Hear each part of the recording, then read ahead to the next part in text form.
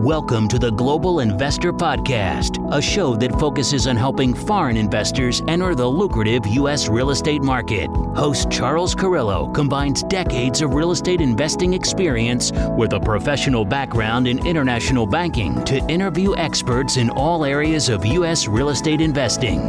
Now, here's your host, Charles Carillo. Welcome to another episode of the Global Investors Podcast. I'm your host, Charles Carillo. Today we have David Thompson. David spent over 20 years in high-tech management positions at Dell, AT&T, and managed a $2.5 billion investment portfolio at Lucent Technologies while also raising $1 billion for acquisitions. Just over 3 years ago, David left the corporate world and started Thompson Investing, which offers the investors the opportunity to invest in apartment communities, mobile home parks, and self-storage complexes. David recently has surpassed $110 million in investor capital invested in 30-plus syndication deals, and once raised $4 million in 48 hours, which is a story all to its own, I would imagine. But thanks so much for being on the show today, David. Charles, thanks for having me. I appreciate it. Yeah, good to be here. Yeah, it's great to have someone with your expertise in investing in so many different asset classes, because normally you'll get someone that specializes in just one of them. And I briefly touched on your professional background, but can you explain a little bit more previous to your corporate career before you launched? Sure. Right. I mean, out of graduate school, I went into the corporate world and worked in a variety of management roles in high tech, and landed across the country from Los Angeles, New Jersey, North Carolina. Came back down here in '97 in Austin, and it felt real comfortable, like an old shoe. I liked the environment, the weather, and things. I was from Phoenix, so I enjoyed being back south, and raised a family here. We got here in '97, so up to about 2015, and worked for Dell down here as my last job. And then as the kids got a little older, one went just recently graduated from UT, and one's a senior in high school. They were a lot more independent. Didn't need me as much, and I was getting a little bit restless. I had invested in some single family homes here in Austin. It ended up being a really good market here, and was starting to do some research on how I could leave the corporate job. How do I do that with passive income? And syndication just was a way to accelerate that path. And the problem with single family and maybe some small multifamily under 4 units is that you have to have a W-2. And that was something I was trying to move away from after having a fun career, but ready to try something different, entrepreneurial role. And like a lot of people, got bit by the bug of the passive investment mantra and managing your own destiny. And so I just kind of got into that and got with the right people, amped it up, and we can talk a little bit more about that ride as we go on. Nice. Now, it's your firm focuses on a few different asset classes that I touched on: the mobile homes, apartments, and self-storage complexes. What is unique between one to the other in the sense of when we're talking with returns versus risk? That's a great question. I like all three from a standpoint of if history would show that all three of those niches, and the reason why we're in them is because later in a cycle especially, they do well. They do well in downturns. They tend to hold up very well. And specifically, I would say value add approaches, which is where we're actually going and buying older properties that aren't as expensive typically than a brand new with property. So you're getting a little bit of a buffer there, and then you have an opportunity to renovate and streamline operations to increase value. So I like the niches because there's an opportunity to do something with the property. They tend to hold up well in downturns. Apartments and mobile home parks, people have to live somewhere. Self-storage, we buy a lot of stuff in up markets. We tend not to get rid of stuff. We're kind of a nation of hoarders. And we forget about stuff in storage, like a gym locker. You may have it for 3 years and you forget, maybe this $100 payment is starting to bother me, or why do I have this stuff? But after 3 years, we made our money, right? So that's good. But if you look at the history of performance, Charles, over the last 25 years, and this is coming from the National Association of Real Estate, REITs publish this data every year. Apartments, self-storage, and mobile home communities have 2x'd the S&P 500 in returns. And I would say a large reason why that is if you look at the years between 2007 and 2009, the stock market was down 22%. Manufactured home parks actually did not lose money. They were up like 0.5%. Self-storage only lost 3.5%, apartments 6%. So if you look at the data, it's like, wow, over 25 years, they've outperformed the stock market and they're less volatile. So that caught my attention a few years back, and hence I make this as kind of my core focus for my investments and also my investors. Yeah. So even with self-storage, it's that recession resistant, huh? I mean, only went down just a few percent. I mean, I imagine if it's being billed to your credit card every month and it's $50, it's probably not, or whatever, $50, $100. It's probably not a huge issue for someone compared to other parts of the economy that rely on, like cars, where it's going to be it's not a $50 car payment. So. That's right. I think that's a key point you make. I think the fact that if you thought that we raised the rents and it started to be, like, say it's 95 and it goes to 100, and you keep doing that for 2 or 3 years, and it's kind of out of sight, out of mind, that's that gym membership payment you kind of forget about. But then you maybe wake up one day and you say, after a year or two, you're like, it's kind of going up a little bit more than I'd like, or maybe it's starting to bother me, but do you really want to go rent a truck on your weekend and go try to move it and try to save $5 a month somewhere else? Most people just say, heck with it. I don't do that. So even though you can competitive shop, it's kind of a sticky asset. Yeah.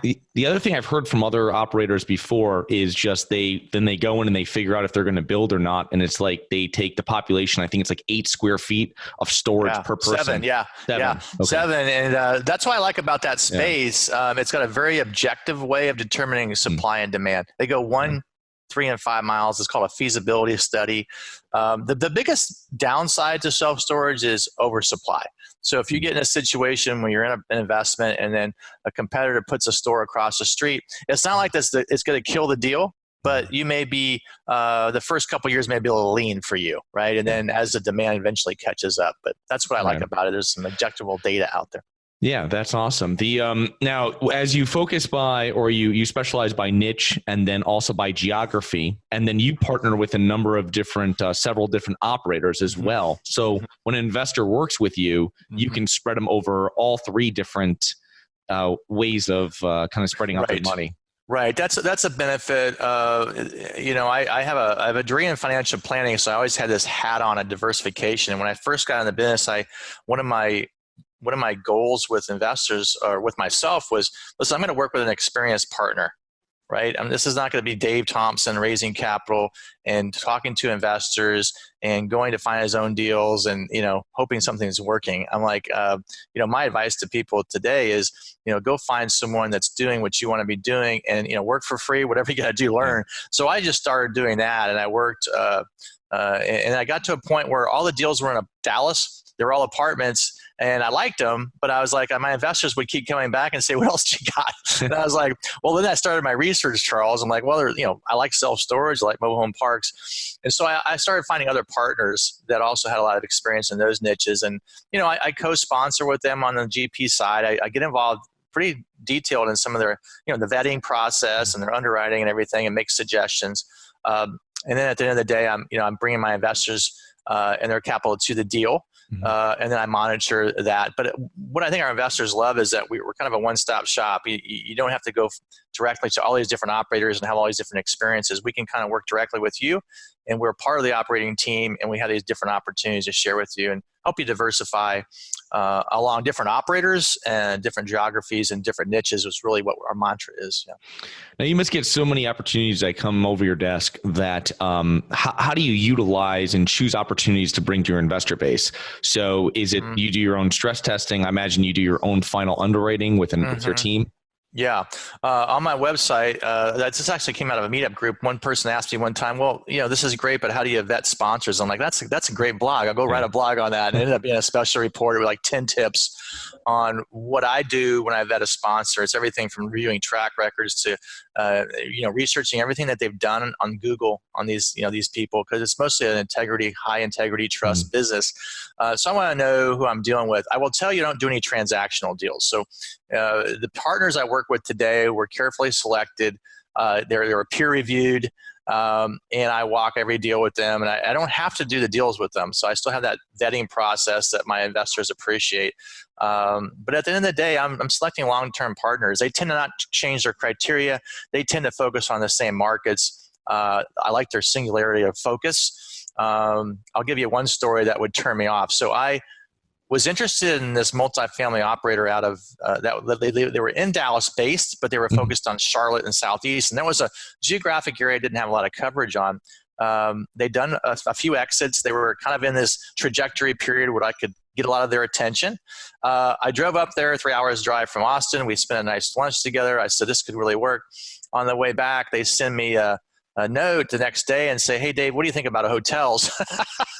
And then 2 weeks later, I got a hotel deal in San Antonio. I'm like, different geography, different niche. And I'm like, it just totally turned me off. So, to my investors and stuff, I'm like, I'm very careful about what niche I go into. I mean, these niches were carefully researched. I went into multifamily first, then self-storage, and I added mobile home parks. But I was blogging and I was communicating with my investors far in advance before we ever chose a partner and before we ever actually did our first deal. So the last thing my investors want to know is, Dave woke up one day with this idea, saw a deal, saw a guy or a person, and just got it, fell in love with it. Now, for my personal investments, I may take a few, I don't want to call them flyers. I may take a very calculated investment in a small amount with an operator on a deal in a niche just to learn about it, because I don't learn anything unless I'm involved with it, but in a small scale. And that would be a good way, I think, for investors too, to test something out. Be prudent. If you're really, you've got to feel pretty comfortable, but don't go in big with somebody until you get a chance to learn how they operate, how they communicate with you. Because I would say, Charles, as much as we talk about the success of a project, and how it's supposed to roll out, it's how people communicate with you, keep you involved. It's very true. I was at a real estate conference a couple months back, and people are like, how many people here are on an email of a syndicator? Everybody raised their hand. How many people are in a deal where they, as an LP, where they wish they had better conversation, they had better communication. And so many people raise their hand, you know what I mean? And it's just amazing that this just the updates of how it is. And the other thing too, which is great about what you said about going in as like a limited partner or so and investing with them first, I guess is how you're explaining it. That's great, because then you have the reports, what a quarterly report looks like, what a monthly report looks like. Right. And then you can, whatever, if you want to block out the information, you can show it to your investors and say, this is how it is. And the other thing too is we co-sponsored a deal a couple months ago, and walking the deal, because if you're bringing investors, right? We were bringing investors, and you can say, hey, we walked every one of these units. We walked all the units. We know exactly what this is like. How they're explaining it is true, in our OM. And this is kind of what we see. And, you actually, it's not just, hey, I got some pictures and I saw it on Google Maps. No, it's key. It really is key. And I make it a point to get to the property with the operator, and typically the property managers there that may stay or may not, but you get the full story, review the competition. Who are the key competitors? You walk the submarket. That's key. The other thing I get asked a lot, do I invest in every deal? And absolutely. I mean, I can't imagine sharing a deal with somebody and not investing in it. I just can't imagine that. But, it doesn't have to be huge because we do so many deals. But just knowing that you're aligned with your investor is really critical. Yeah.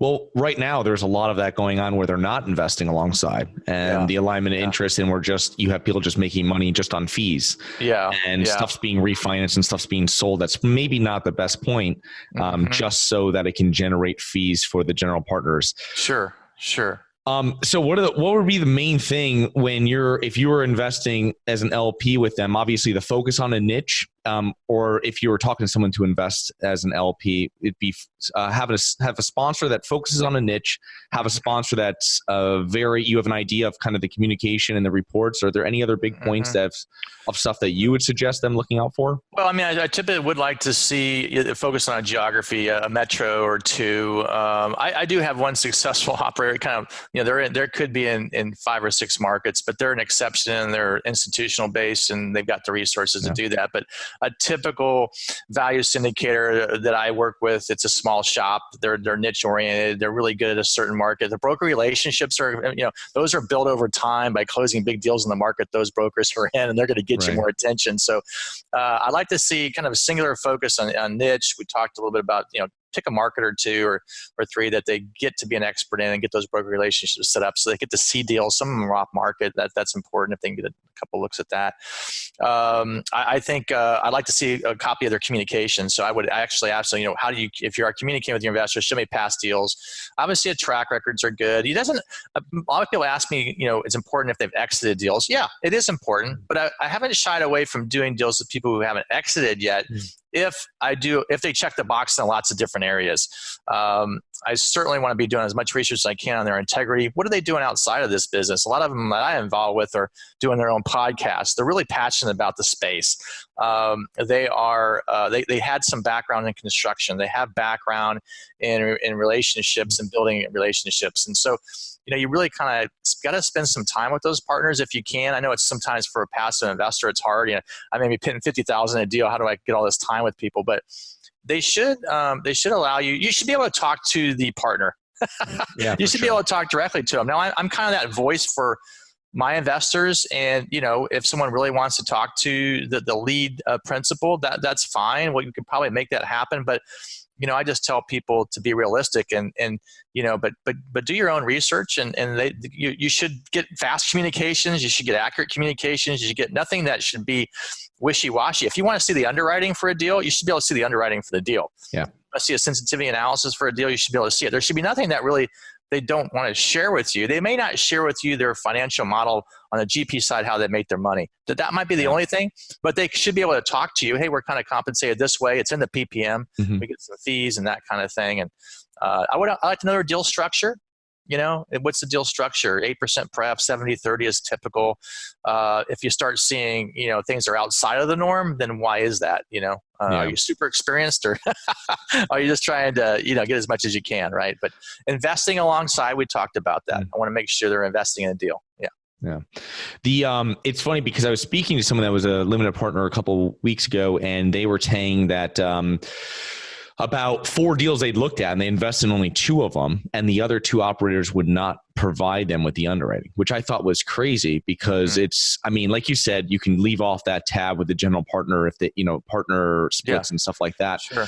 But you already know if it's 80-20 or 70-30, you can have an idea of the major thing that really affects you. Mm-hmm. But really the 12 tab, the whole Excel, they don't even send it over. And it's kind of like, because you go through, and if I'm looking at it as a passive investor, I'm going to take away some of the rent increases, maybe just bring them down low, and kind of do my own worst case scenario stress test, and I can't do that with an OM that just has some beautiful pictures on it and stuff. Yeah. And I think if you're a sponsor, that doesn't mean hey, green light, I show you everything. It's kind of like if you ask, right, I'm sensitizing that most investors are passive investors, and they're not like you and I who are really into everything about this niche or needing to see all the details. They expect me to do that. So they're coming to me that, hey, they're busy, they're entrepreneurs or doctors or attorneys, whatever is going on in their life. They have families. Like Dave, the reason I'm going syndication and passive investing, I kind of want the investment summary. I want to be able to understand the market, the deal, and some basics around it, what the expectations are. But I don't need to see all that. So you got to be careful. You don't want to overwhelm people and send them the whole kitchen sink. But you should be prepared to understand if you have a person who's a little bit more analytical or who expects that, to be able to provide that. Because I look at it as you're partnering with us, right? You're a partner. Now you're a limited partner. You're not sitting on the board of directors and making decisions and all that. Yeah. But you're a limited partner and you're a valuable partner. And I would tell you, Charles, 85% of my investors in every deal are return investors, or I get referrals from return investors. So we want you to be feel like you're part of this, and that's why I think monthly communications and certainly I think anything that you can do to make people feel like they're part of. We want to keep you involved in understanding what's going on. You don't have to worry about the residents or something breaking on the property, but if you want something more detailed, we should be there to provide that for you. Yeah. It's funny when you say that about, because with busier people, and I found when dealing with higher net worth individuals, higher income people, they're vetting you and they're vetting your team, the GP team, more than they are instead of vetting more the deal itself. So they're making sure that the people handling the deal are on the up and up, and all that kind of stuff is checked, other than looking at, hey, this is 17% IRR versus 19 from something else I got in my email box. Yeah. You know what I mean? Yeah. So it's just dealing with a bunch of different personality types, and you can kind of sum up pretty quick. I usually kind of talk to people about kind of what their background is, and if they're telling me an engineer, I'm pretty expected to maybe share some more detailed information. Right. And some people come in from the marketing perspective, not to stereotype, but some people are just more about you and get a good feel for you. But I think in the general spectrum, it's you just kind of feel out the investor and be prepared to share at the level that they want to be communicated with, right? Yeah. So you've raised over $110 million from investors for your 30 plus deals that you've been part of. And your company works a lot with foreign investors. And I know you've regularly have investors that come in. How does do the goals for a foreign investor that come through with Thompson Investing differ greatly from maybe a U.S. investor, or is it very similar, where it's asset preservation and return? Or well, I mean, at a high level, I think they're looking for global diversification, right? At a high level, and they're looking for tier one countries that have good transparency of laws and protections for property rights. And it's interesting. My wife's Chinese, and we just naturally had a pretty significant Asian base. I think because of that, she's helped me in the business when we started. And she's from mainland China, and they've had a great real estate run over there, right? If you have even one property, you might be a millionaire if you just had one rental property. Especially if it's in a big city like Beijing or Shanghai. So, we typically get a lot of interest, and people have seen success and what real estate can do to them. And a lot of these countries are in stock markets that are very like emerging markets. They're very volatile. Mm-hmm. And so you get people coming over here. I don't know if it's reduced expectations, but they certainly understand that we're not going to, be having those types of appreciation increases in our properties, but, still very attractive. But they're coming over here for stability and transparency. And I think also to put capital outside of their particular country, just from a safety standpoint, access. A lot of them have children who are going to college here, Charles. Okay. And so it provides them a way to, the properties that we have, are income producing. And so they may have the money. Sometimes it's hard to get money here. But if it's here, they want to invest it. And then they want that property to generate income for family members that might be here they can utilize, or for themselves in retirement. Some may want to retire here over when they're done with their careers in some other country. But we do allow foreign investment into syndication. There's nothing that says you can't do that. There are some specific rules, right? You have to have a U.S. bank account. We don't want to be distributing overseas. The U.S. tax authorities want to make sure that you are doing your taxes here locally. So we advise the syndication groups actually have to withhold. There's a withholding tax, and so we want to make sure our foreign investors are aware of that. We do encourage them to kind of look in and seek tax advice, and maybe setting up a U.S. LLC. If they're going to do a lot of investments with us, then set up a U.S. LLC, have the taxes all taken care of by a tax company here, and get that all taken care of for you. But there's just a lot of interest in the U.S. Yeah. Every data point I say that continues. That continues for the foreseeable future, I think.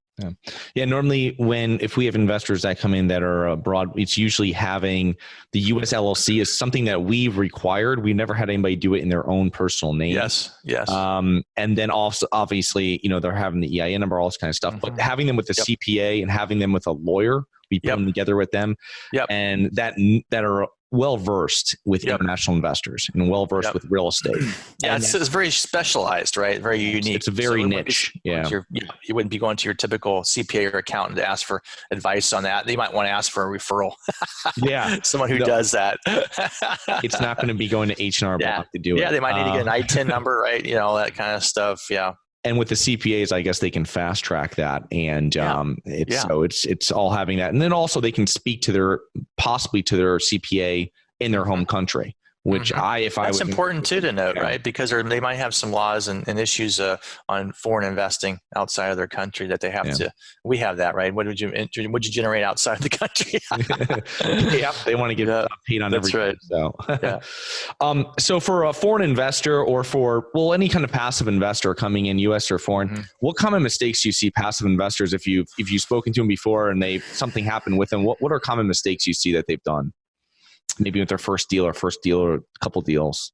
The common mistakes that when people come to me, well, I mean, I definitely see people over concentrated. Like, I was talking to the guy just before this call, and he's in 3 new development apartment deals in Austin. Now, Austin's a fantastic market, and he feels like he's going to do well. I'm not saying he's not doing well, and maybe he researches it and really knows those. But he's with one operator. He's doing 3 development deals all in Austin. That's pretty concentrated. He hasn't done anything else, anything real estate outside. So we were talking to him this morning about, and I gave a presentation yesterday that he listened to down in Austin to a multifamily meetup group on a book that I have called Riches and Niches, which talks about why I like the 3 niches and some of the data that we were sharing earlier. So it was like a perfect lead in. He's like, I gave my book away for free, which is always a good thing to do. Give everything away for free.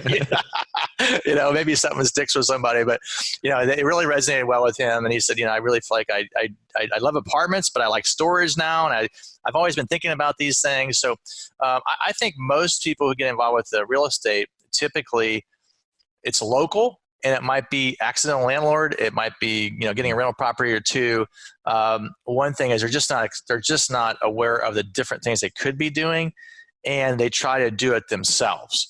And I encourage people that you can still have an active gene in you. You can still do some flipping. You can still do some single family buy and holds in your local market. But when you start talking about different geographies, which you should be thinking about, because if your local economy sours, then you got some assets somewhere else where it's booming.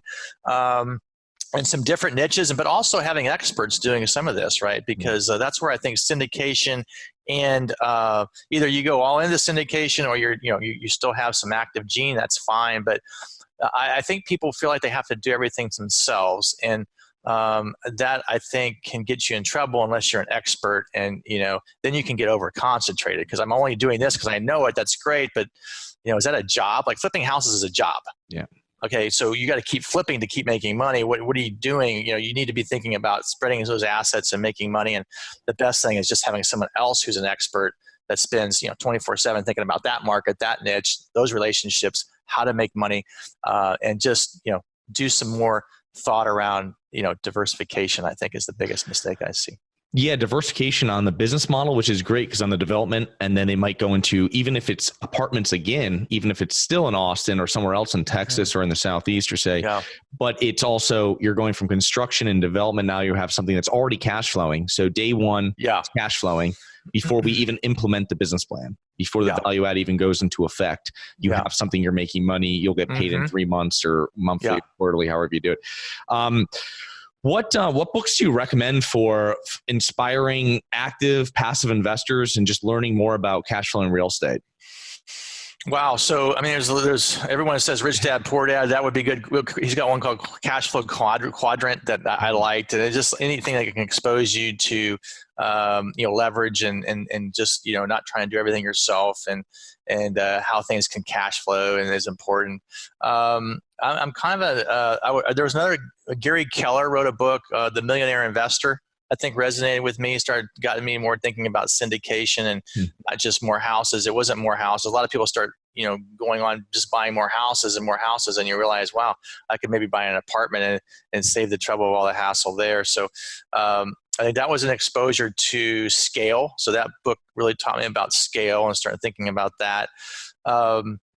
But then you can't forget the little things. I just got done reading this book, and I brought it over here because I wanted to make sure I had the guy's author's name on it right. And it was called Atomic Habits by James Clear. And it says easy and proven ways to build good habits and break bad ones. And, there's so many, if you look at success and if you analyze it, it's typically, what do I do every day? What am I doing every day to get me to where I need to go? There's goals, but breaking it down. But I really thought this was good because so many habits we don't think about. All of a sudden we're doing something and someone makes us aware of it.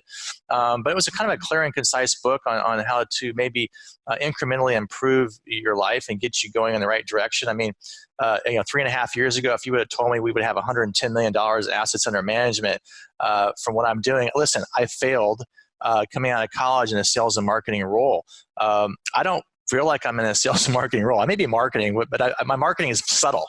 It's thought leadership. It's what you're doing, Charles. Yeah. You're providing really good free content to people. And that's what I started. My mentor was telling me start blogging, Now I'm doing a podcast interview. My biggest investor came from podcast interview. I was being interviewed.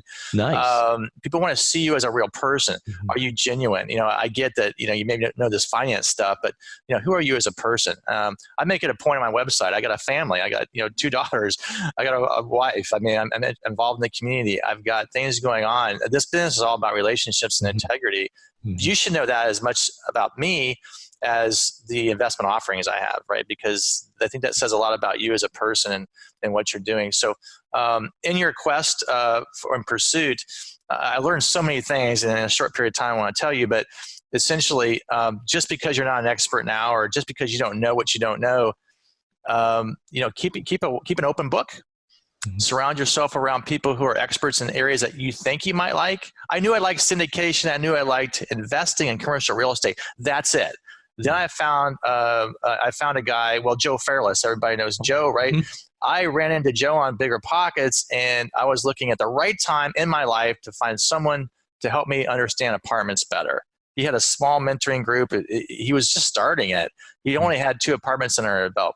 I ended up taking that, asking him one day how I could help him. And he said, you can meet me at the property. I want you to understand the business plan. Help me look at this underwriting and stuff. But we need $8 million. Would you be interested in talking to some of your investors? Because, hey, if you start doing your own deals, which is what this mentoring was all about, you're going to need to have this investor network. He says, by the way, those investors you bring to our deal are your investors. I'm like, perfect. They're not our investors. You're part of our team. They're your investors. We won't talk to them. You talk to them. You educate them. And so that was magic to my ears. It wasn't like I was ever selling. And if I ever felt like I was selling something, I was doing it wrong. Listen, I have a good market. I have a good deal. I can explain it to you, and I can show you how to get in these deals. We'll monitor it for you, and we expect it to do well. And there it is. And if you have questions, I'll answer your questions.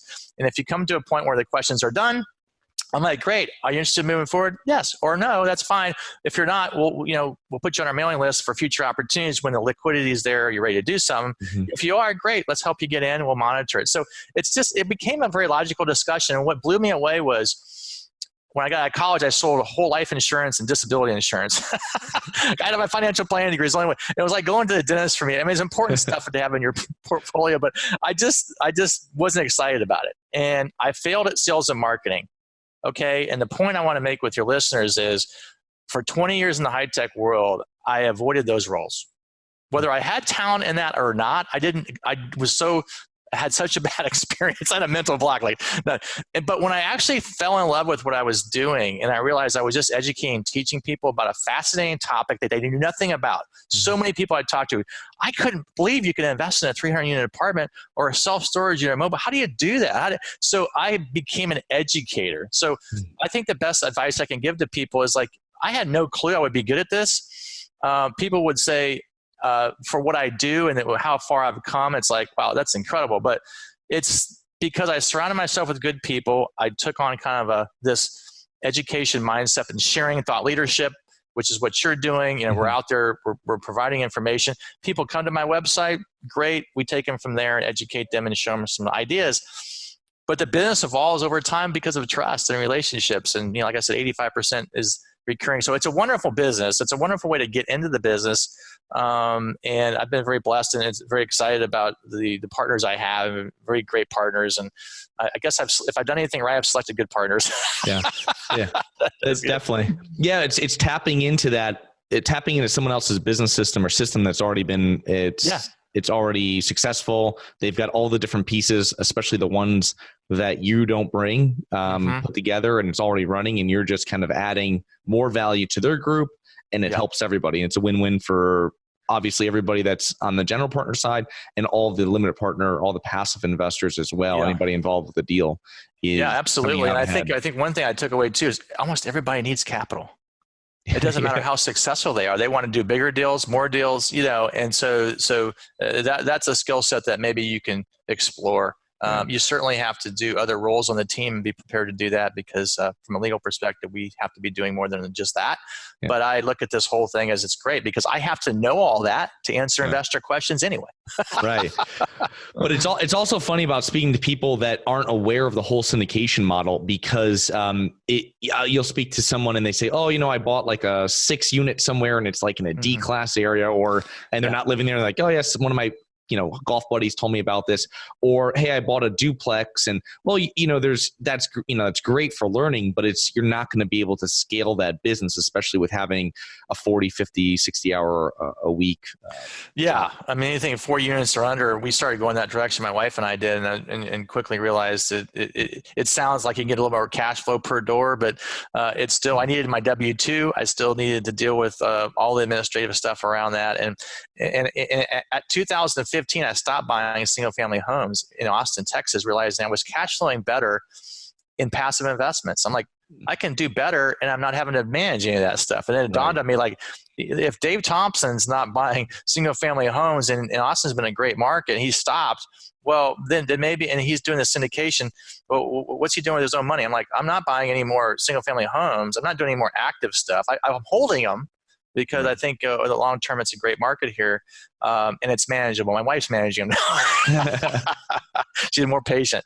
But I think that says something. So what are the experts doing? Follow the experts. Are they investing in their own deals? Are they doing what with their money that they're telling you that they think is a good wise strategy for you?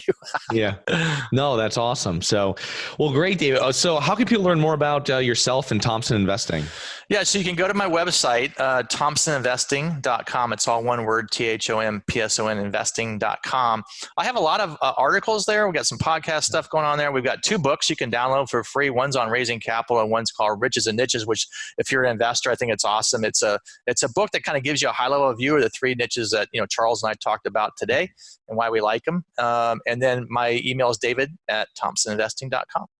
Okay, that sounds great. And I'll put all those links in the bottom of the email, and you can, or in the bottom of the notes. And right on the website, you can pull down and they can download all those books by. They can do that. They can set up a call with me. I've got a way to just collect some information from you, and then we can set up a 30-minute call and learn a little bit about you and what you're trying to do. See if we can share some ideas. Okay, that sounds great. Well, thank you very much for being on the show. And Charles, thanks for having me. Yeah, have a great rest of your day. I appreciate it. Thanks a lot. Take care. Hi guys, this is Charles from the Global Investors Podcast. I hope you enjoyed the show. If you're interested in investing in real estate and you don't know where to begin, set up a free 15-minute strategy call with me at schedulecharles.com. That's schedulecharles.com. Thank you for listening to the Global Investor Podcast. If you like the show, be sure to subscribe on iTunes or Google Play to get new weekly episodes. For more resources and to receive our newsletter, please visit globalinvestorpodcast.com. And don't forget to join us next week for another episode. Nothing in this episode should be considered specific, personal, or professional advice. Any investment opportunities mentioned on this podcast are limited to accredited investors.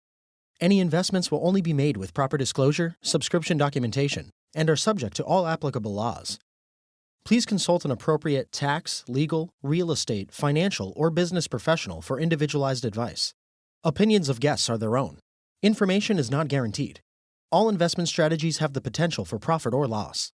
The host is operating on behalf of Harborside Partners Incorporated exclusively.